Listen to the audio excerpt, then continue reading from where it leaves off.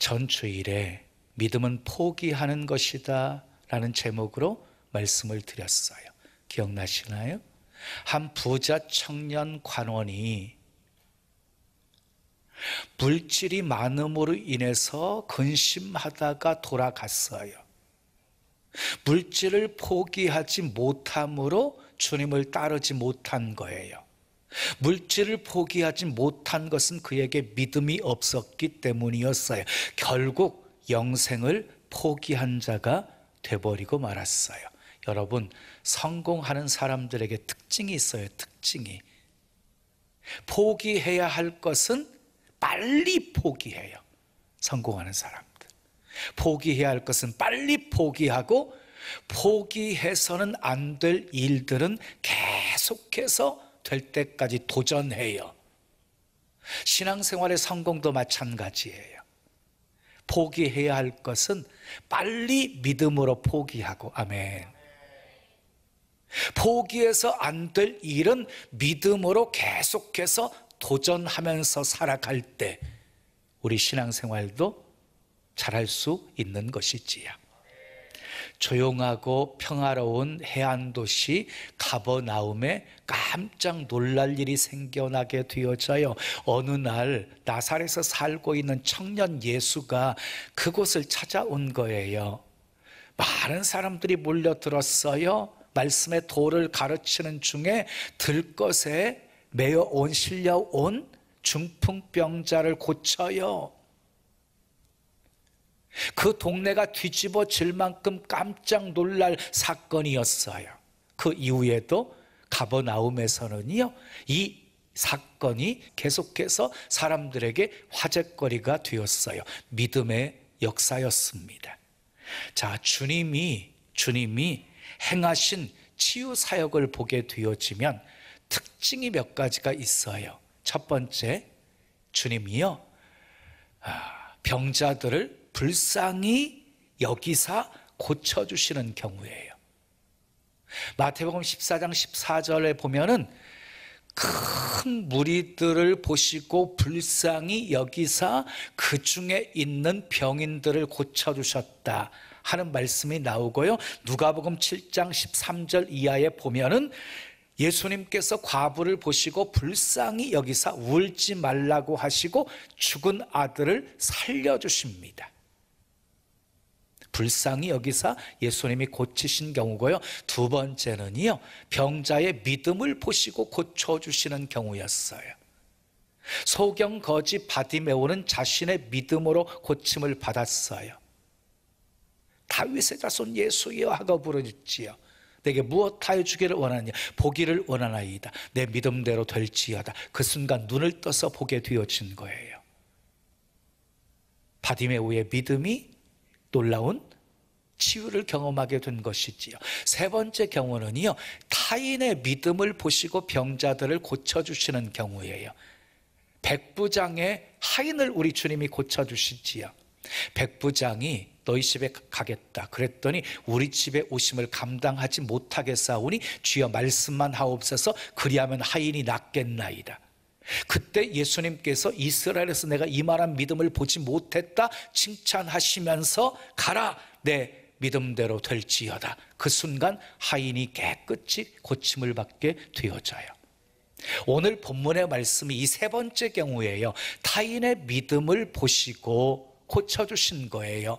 자, 네 사람이 없었다고 한다면 중풍병자는 결코 고침받을 수가 없었어요. 자, 중풍병이라고 하는 것은 수족을 제대로 쓰지 못하는 병이에요. 혼자서는 아무 일도 할 수 없는 병이에요. 대소변을 누가 받아줘야 되는 병이에요. 몸은 살아있는데요, 행동은 마음대로 할 수 없는 아주 불쌍한 사람이었어요. 그의 그런 안타까운 상황들을 보았던 이 네 사람이 예수님에 대한 소문을 듣고 예수님께 데리고 가기만 하면 고침받을 것이라는 그런 믿음의 확신 가운데 이 네 사람이요, 이 중풍병자를 예수님께 데리고 가기로 작정을 하게 되어집니다. 그리고 데리고 왔는데 많은 사람들이 몰려 있었어요. 방 안에도 가득하고 마당에도 가득하고 길가에도 가득하고 사람이 너무 꽉 차고 꽉 차가지고 도저히 앞으로 나아갈 수가 없게 되었어요. 혼자여서도 혼자 이렇게 비비고 들어가기도 힘든 상황인데 침상을 들고 왔으니 어떻게 사람들을 해치고 나아갈 수 있었겠어요. 그래서 이때의 상황을 마가는 이렇게 표현하고 있어요. 본문 4절에 무리들 때문에 예수께 데려갈 수 없으므로 그랬어요. 데려갈 수 없으므로라는 말은요, 이제 예수님께 데리고 가는 것이 불가능한 상황을 말하고 있는 것이에요. 이쯤 되게 되어지면 웬만한 사람들은 포기하게 되어져요. 어쩔 수 없다, 집으로 가자. 만약 그랬다고 한다면 중풍병자는 평생 고침받을 수 없었을 것입니다. 누가복음 19장에 보면 삭개오의 경우에도 이런 상황이 있었어요. 거기에서도 할 수 없다는 말이 등장을 해요. 삭개오가 여리고로 지나간다는 소문을 듣고 예수님을 한번 보기를 원했어요. 그런데 두 가지 어려움이 삭개오에게 있었어요. 첫 번째는요, 사람이 너무 예수님 중심으로 몰려 있으니까 예수님을 볼 수가 없는 거예요. 또 하나의 문제는 키가 작았어요. 아무리 이렇게 까치발을 들어도 볼 수가 없는 거예요. 그 상황을 누가복음 19장 3절은 이렇게 말씀해요. 그가 예수께서 어떠한 사람인가 하여 보고자 하되 키가 작고 사람이 많아 할 수 없어. 보고자 했으나 할 수 없다라는 말이 여기에 등장하고 있는 것이에요. 그러나 삭개오는요, 포기하지 않았습니다. 집으로 돌아가지 않았습니다. 뽕나무 위로 올라갑니다. 여러분, 어른이 뽕나무 위에 올라간 것은요, 대단한 결단이에요. 자기의 위신, 체면, 신분 다 내려놓았기에 올라갈 수 있었던 거예요. 예수님을 보고자 하는 열망이 컸기 때문에 올라간 것이었어요. 예수님이 발걸음이 멈추십니다. 삭개오야, 속히 내려오라. 내가 오늘 너희 집에 유하여야 하겠노라. 그때 이 삭개오가 급히 내려와서 즐겁게 예수님을 영접합니다. 그 집에 들어가신 예수님이 이렇게 말씀하십니다. 오늘 구원이 이 집에 이르렀으니 이 사람도 아브라함의 자손이미로다. 아멘. 중풍병자를 메고 온 네 사람의 믿음을 살펴보겠습니다. 네 사람은 포기하지 않았습니다. 장애물 때문에 주저앉지 않았습니다. 자, 여러분, 기어코 하려고 하는 사람에게는요, 문제가 되지 않습니다.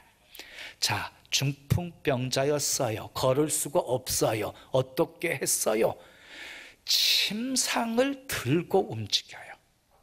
사람들이 많아서 앞으로 나아갈 수가 없었어요. 어떻게 했어요? 지붕 위로 올라가요. 지붕이 막혀서 침상을 내릴 수가 없었어요. 어떻게 해요?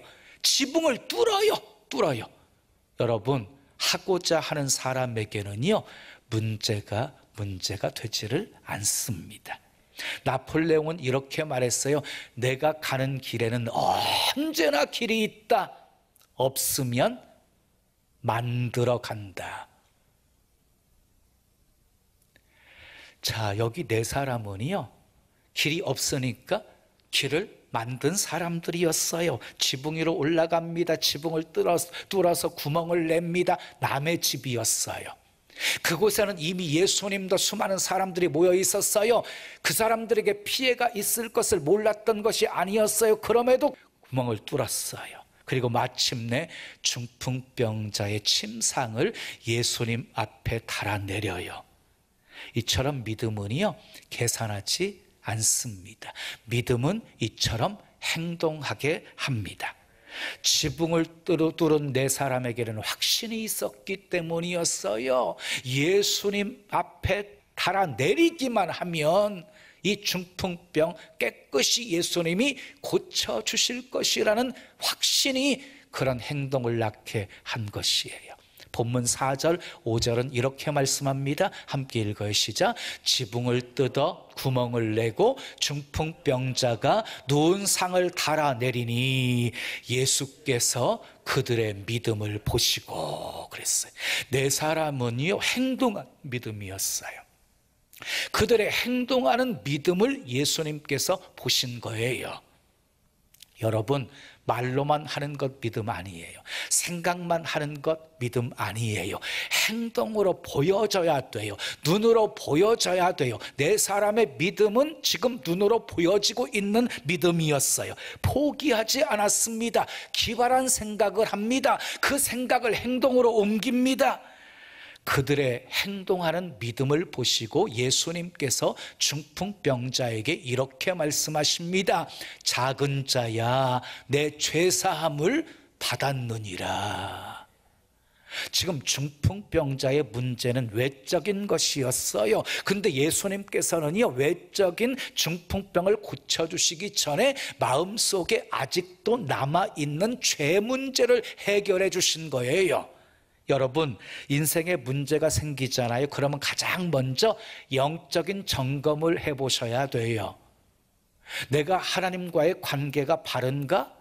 내 영성은 지금 바른가? 나는 기도 생활을 잘하고 있는가? 예배 생활 잘하고 있는가? 헌금 생활 잘하고 있는가? 우리 주님의 가르침 따라 섬김의 삶을 살고 있는가? 주님의 기쁨 뒤에 살려고 힘쓰고 있는가? 말씀대로 순종하며 살고 있는가? 영적인 점검을 하셔야 돼요. 왜? 영적인 문제는요, 항상 삶의 문제로 이어지기 때문이에요. 자, 먼저 죄 문제를 해결해 주신 예수님이 중풍병자의 현실적인 문제까지도 해결해 주십니다. 본문 11절 12절 함께 읽어요. 시작. 내가 내게 이르노니 일어나 내 상을 가지고 집으로 가라 하시니 그가 일어나 그 상을 가지고 모든 사람 앞에서 나가거늘 그들이 다 놀라 하나님께 영광을 돌리며 이르되 우리가 이런 일을 도무지 보지 못하였다 하더라. 예수님이 중풍병자에게 말씀하십니다. 일어나 내 상을 가지고 집으로 가라. 그 순간 이 중풍병자가 순종해요. 일어났어요. 일어날 힘이 생겼어요. 상을 들고 사람들이 보는 앞에서 나갑니다. 그 모습을 보고 있던 수많은 사람들이 놀라서 하나님께 영광을 돌리면서 이렇게 말합니다. 우리가 이런 일을 도무지 보지 못하였다 하더라. 네 사람은요, 합심했습니다. 합심했다는 말은요, 하나가 되었다는 거예요. 먼저 마음이 하나가 되었어요. 네 사람의 지혜가 하나로 모아졌어요. 그리고 두 번째는 사역이 하나가 되었어요. 각자 일을 분담했어요. 지붕 위로 올라가려면 뭐가 필요했어요? 사다리가. 지붕을 뚫으려면 도구가 필요했겠지요. 침상을 내리려면 줄도 필요했겠지요. 각자 나름대로 분담을 해서 그 필요한 것 준비했을 것이에요. 사역이 하나였어요. 그 다음에 행동이 하나였어요. 지붕에서 달아내리니까 네 줄이었겠죠. 네 사람이었으니까. 누가 먼저 빨리 내리면 어때요? 한쪽으로 기울어져서 중풍병자가 떨어져 죽는 거예요. 호흡이, 행동이 하나가 되었어요. 저는 이 전도 방법에 이렇게 이름을 붙이고 싶어요. 지붕 뜯기 전도. 지붕 뜯기 전도. 근데 여러분들은 지붕은 뚫지 마세요. 자, 한 사람이면 어려웠어요. 한 사람이면 그렇게 할 수가 없었어요. 네 사람이었기 때문에 가능했던 거예요. 여러분, 한 사람이 네 사람을 살리는 거 쉽지 않아요. 어려워요. 그런데 네 사람이 한 사람을 살리는 것은요, 훨씬 쉽습니다. 하나님은 네 사람의 행동하는 그 믿음을 귀하게 보셨습니다. 마태복음 15장에 나오는 수로보니게 여인의 이야기를 잘 아시지요? 예수님이 지나간다는 소리를 듣고 소리를 칩니다. 다윗의 자손이여 나를 불쌍히 여기소서. 내 딸이 흉악한 귀신에 들렸나이다. 근데 예수님이 모른 채 지나가요. 제자들은 시끄럽다고 책망해요. 그래도 포기하지 않고 더 큰 소리로 주여 도와주소서. 그러니까 예수님이요, 자녀의 떡을 취하여 개들에게 던짐이 마땅하지 않다라고 말씀하십니다. 너 같은 이방인에게는 줄 떡이 없다고 말씀하신 거예요. 세상에 이런 신음한 경우가 어디 있습니까? 가난 여인이 견딜 수 없는 모욕감을 느끼고 울면서 포기하고 돌아갔습니까? 아닙니다. 여인이 예수님께 대답합니다. 주여, 올소이다마는 개들도 주인의 상에서 떨어지는 부스러기를 먹나이다. 부스러기 은혜라도 주시옵소서. 그 말을 들으시고 예수님께서요, 여자야, 내 믿음이 크도다. 내 소원대로 되리라. 그 즉시 그 딸이 깨끗이 고침받게 됩니다. 주님이 모욕하는 말을 듣고 기분 나쁘다고 포기하고 돌아가 버렸다고 한다면 결코 그 딸은 고침받을 수 없었습니다. 여러분 기억하십시오. 우리가 포기하지 않으면 결국 주님이 항복해 주십니다. 야곱 보세요. 야복강에 홀로 남아가지고 천사와 씨름해요. 하나님이 환도뼈를 쳐버려요. 그럼에도 불구하고 붙잡고 놓지 않아요. 하나님이 축복하지 않으면 놓지 않겠다고. 그러니까요, 하나님이 져주십니다. 야곱의 이름을 이스라엘로 바꿔주십니다. 이스라엘이란 뜻은 하나님과 겨루어서 이겼다는 뜻입니다. 주님이 져주신 거예요. 요한복음 2장에 나오는 가나 혼인잔치의 기적은 예수님의 처음 표적이었거든요. 자, 이제 결혼잔치하고 잔치를 배설했는데 사흘 만에, 3일 만에 그만 포도주가 떨어져 버린 거예요. 유대인들의 결혼잔치는요, 보통 일주일, 길게는 2주 동안 계속 진행되었거든요. 근데 사흘 만에 포도주가 떨어졌으니 큰일 났습니다. 더 이상 잔치를 계속 이어갈 수가 없게 되어진 것입니다. 포도주가 떨어진 것을 알고 마리아가 예수님께 포도주가 떨어졌다고 말합니다. 마리아는 예수님은 포도주가 떨어진 이 가정의 문제를 해결해 주실 수 있는 분이라고 믿었기 때문이었어요. 그런데 예수님의 반응은 무엇이었습니까? 나와 무슨 상관이 있나이까? 내 때가 아직 이르지 않았나이다 라고 대답을 합니다. 그때 마리아가 포기합니까? 아닙니다. 옆에 있는 하인들에게 예수님이 무슨 말씀을 하시든지 그대로 하라고 하십니다. 결국 예수님이 물이 포도주가 되게 만드셔서 더 잔치가 무르익게 만들어 주셨습니다.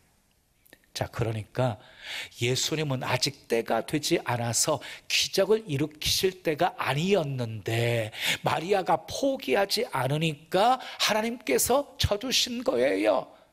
마리아의 믿음과 신뢰의 믿음 앞에 쳐주신 거예요. 주님이 아무리 모욕적이고 냉담하고 그리고 심각하게 거절하셔도 우리가 포기하지 않으면 주님은 쳐주십니다. 마가복음 10장에 나오는 소경 바디메오를 보십시오. 다윗의 자손 예수여 나를 불쌍히 여기소서 라고 소리칩니다. 주변에 수많은 사람들이 시끄럽다고 조용히 하라고 잠잠히 하라고 책망을 합니다. 포기했습니까? 더 큰 소리로 부르짖어요. 예수님이 오라고 해요. 무엇하여 주기를 원하느냐? 보기를 원하나이다. 그때 예수님께서요, 가라, 내 믿음이 너를 구원하였느니라. 그 즉시 눈을 떠서 길에서 예수님을 따르게 되어집니다. 누가복음 18장은 기도하다가 낭망치 말 것에 대한 비유의 말씀이에요. 한 원한을 가진 과부가 아주 한 재판관에게 찾아가서 원한을 풀어달라고 간청을 합니다. 근데 이 재판관은요, 하나님을 두려워하지도 않는 사람이었고 사람을 무시하는 재판관이었어요. 그런데 안 들어주면 계속 괴롭힐까봐 그 과부의 원한을 풀어줍니다. 이 비유를 말씀하시면서 예수님이 하물며 하나님께서 그 밤낮 부르짖는 자들의 원한을 풀어주지 않겠느냐, 오래 참으시겠느냐, 속히 풀어주리라 하고 말씀하십니다. 근데 여기서 비유가 끝나지 않는다고 했지요. 그 다음 이어지는 말씀이 있어요. 그러나 인자가 올 때에 세상에서 믿음 있는 자를 보겠느냐. 믿음이 있어야 기도하다가 낭망하지 않고 포기하지 않고 응답하실 때까지, 이루어 주실 때까지 기도할 수 있다는 거예요. 따라합시다. 믿음은 포기하지 않는 것이다. 사랑하는 여러분, 지금 여러분의 사정이 아무리 힘들고 어려울지라도 포기하지 마십시오. 수로몬에게 여인처럼 모욕을 당한다 할지라도 부스러기 은혜를 구하십시오. 아멘. 소경 바디메오처럼 시끄럽다고 방해해도 더 큰 소리로 부르짖으십시오. 야곱처럼 물러서지 마십시오. 축복하실 때까지 부르짖으십시오.